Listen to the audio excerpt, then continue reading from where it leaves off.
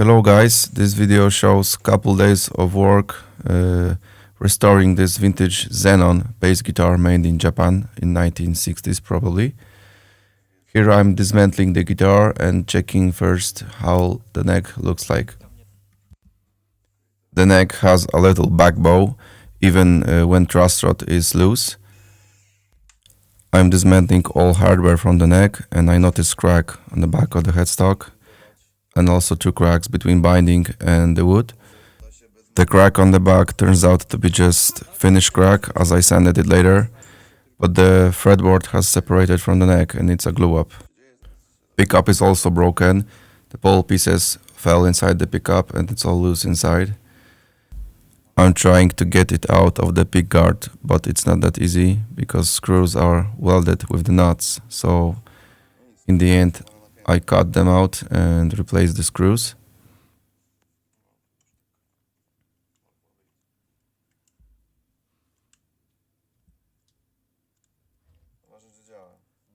The pickup has ceramic magnet and pretty beefy coil. It's like 8 kilo ohms, which is very much, considering most of the basses from this era had maybe half of it.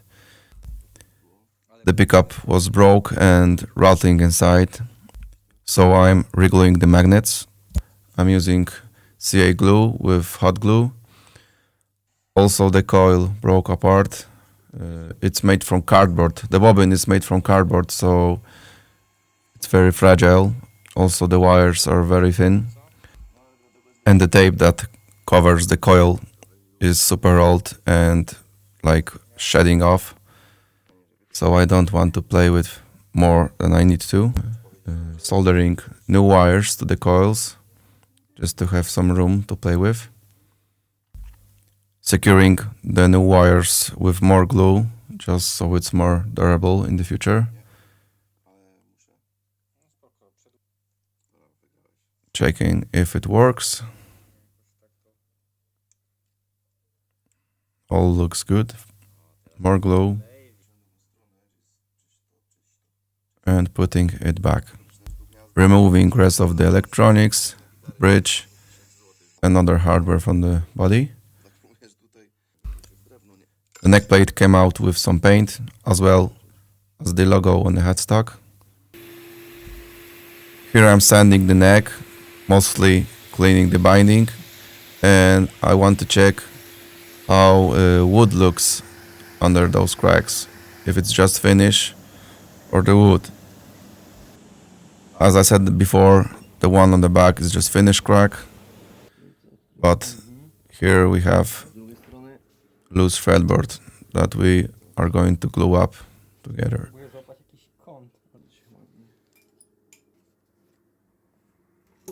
Clean out the glue and clamping it. Cleaning rest of the binding. Scraping it to have more control. And here I'm sanding the body. The goal is to refresh it. I don't want to make it look like new, but just more aesthetic. And as I'm refinishing the neck, I thought I will refresh the body too. Evening out those dings for touch-ups, scuffing it, and degreasing.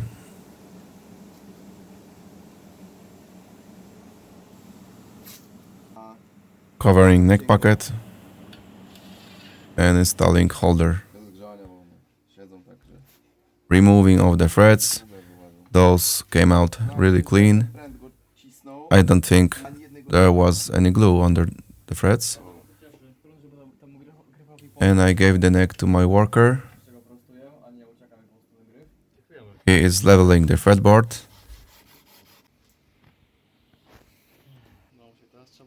Replacing the paper for new one. More sanding.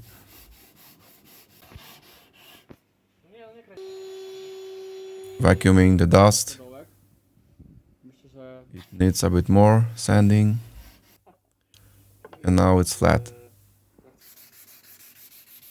finishing up with softer grit and vacuuming again. I'm just checking if everything is fine. Deciding on the thread wire.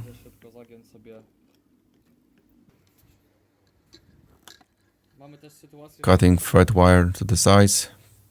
Preparing for rest of the work.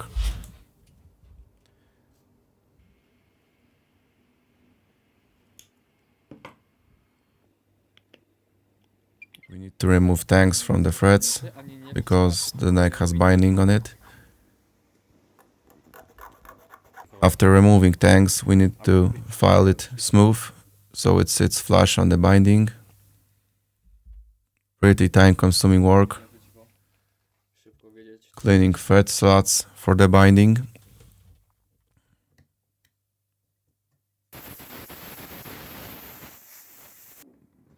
And now repairing the small chips after cleaning the slots. We use dust from same fretboard and CA glue. We put Teflon pieces in the thread slots so the glue don't fill them up.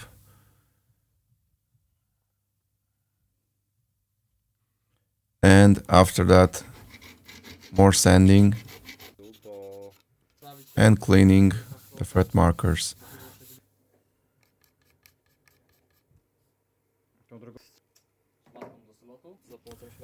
We install the thread wire with wood glue that when it cures it's really hard and it's easy to remove threads in the future with heat gun. We use a little bit of thread press and hammer all together. We are using a hammer on the edges and the thread press to drive the middle of the thread inside. Also cleaning up the glue squeeze up. And now cutting the thread excess and filing it down with 30-degree angle. I'm cleaning more of the binding after driving new threads and preparing the neck for refinish. Here I forgot to remove the oil from the truss rod nut and I'm cleaning it up and securing. The greasing and masking the fretboard.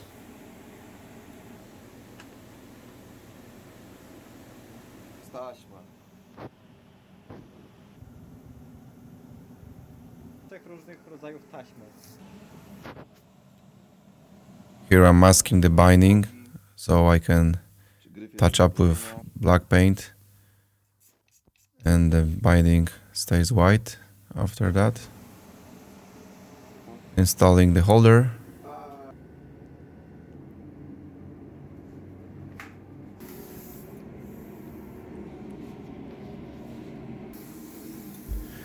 I'm dusting black finish to touch up some places and the binding line.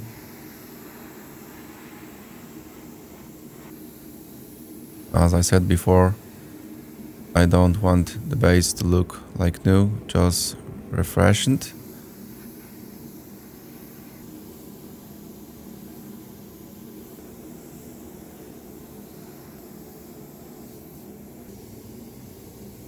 And now it's time for the clear coat. I'm using semi-gloss nitro finish for vintage look.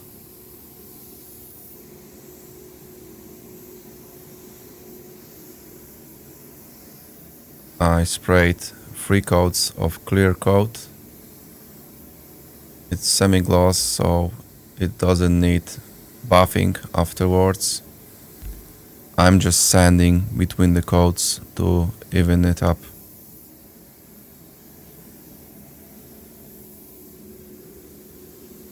And with finish that you will not buff, it's very important to don't get any dust specks in it. Spraying the neck with clear coat.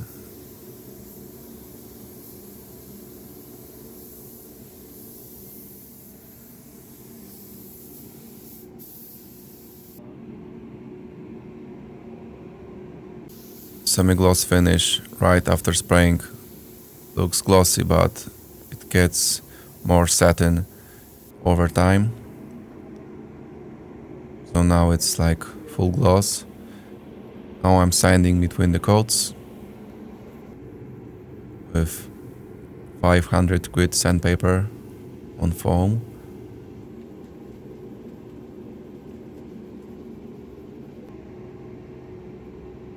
Collecting the dust.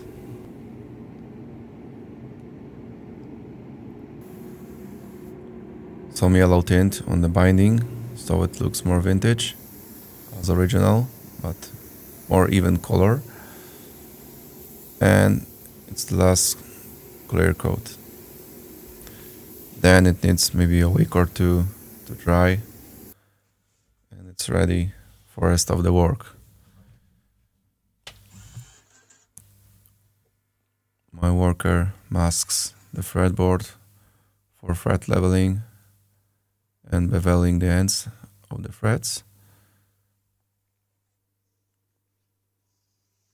Here he is marking the frets with black pen so he sees the progress. Beveling ends of the frets and leveling.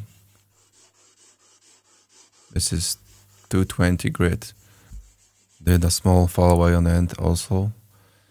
Marking again to crown the frets and see the progress.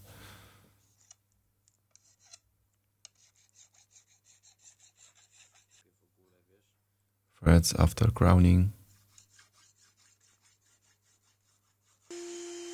Vacuuming the dust so it doesn't scratch the frets again.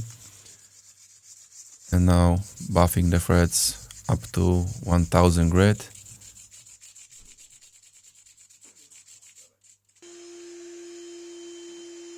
It's important to buff frets in two directions. And after that we switch to Dremel rotary tool, which buffs the frets really nicely.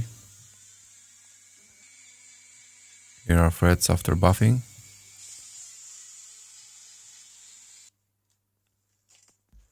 Removing the tape and preserving the fretboard with oil. That makes it look good, darkens it up, and the wood stays moistured. And the neck goes back to me. For shielding, we use copper tape.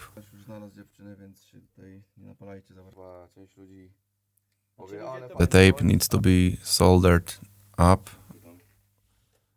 All the pieces need to be connected together to the ground. Here's my parrot. Her name is Leia.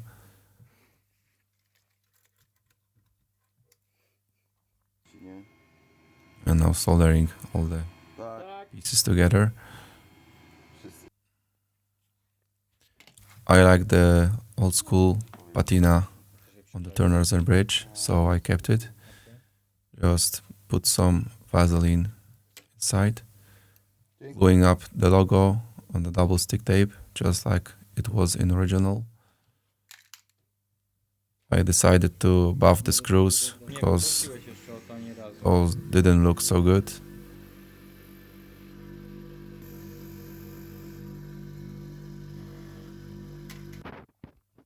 And putting back together first the tuners. Then quick look on the electronics. We decided to replace it, but first buffing the pickguard. We use dry compound, medium and fine. It works really well with all plastics. Shielding the pickguard with aluminum tape. I use rubber roll so I don't get any wrinkles on the tape. Removing the excess.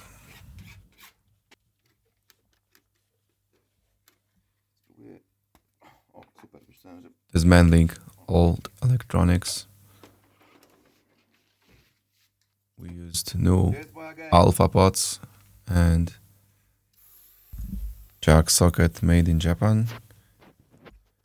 Cleaning the control plate here.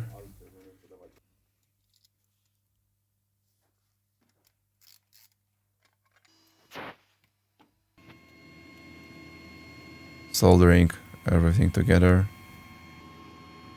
There's masking tape that protects the jack from touching the ground on the control plate.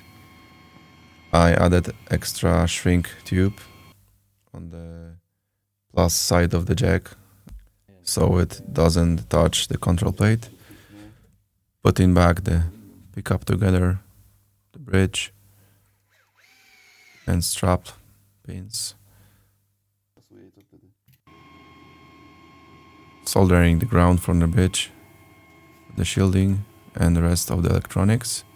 Tu i na dyktafonie też, więc luz.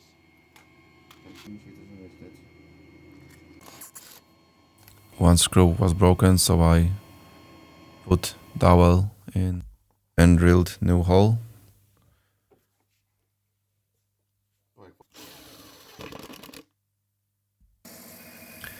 Cleaning the old nut. I planned to use it, but turned out it's too low with no threads. The bridge has two small holes for modern ball ends on the strings, so I enlarged the holes. Now we can put strings with no problem. Regular strings did not fit into the tuner, so I decided to enlarge the hole. So you can use regular strings, not just short scale ones. My mom and dad visited me.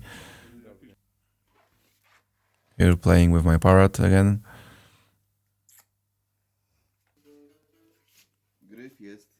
Checking the setup. Like first stroke, just to check the neck angle and how's the intonation.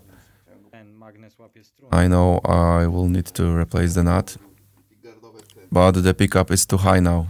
I need to replace the screws for longer ones. I'm buffing the new screws so they shine like rest of them and putting back the pickup together.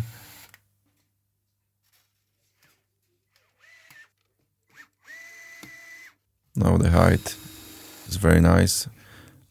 I also countersink all the pickguard holes so the screws sit more flush with the pickguard. Making new nut, cleaning the slot for the nut with small chisels and file.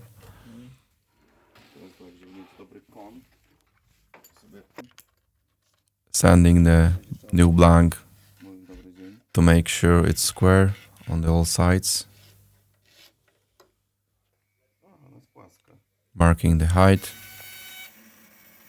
and trimming the excess. The fretboard is pretty flat, so the nut is gonna be pretty flat too. Może ćwierć milimetra przelecę mechanikowi, co? Ale to jest przelamców, no się zeszło tu z brzegu. No widzę. Smoothing out edges on the nut. Chcę wszystkie krawędzie nam mówi.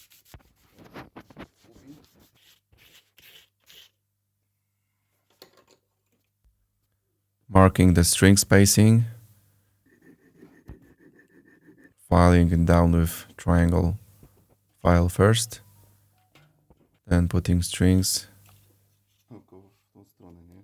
and filing down with Wiesz, no próbuję to... correct sized nut files.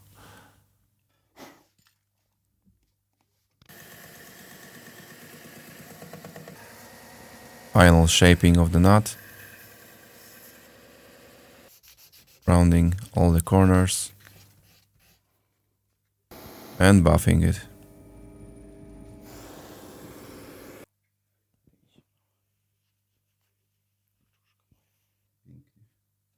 Uchniemy sobie tył. 2,25. Checking the setup. 2,5. Chyba było.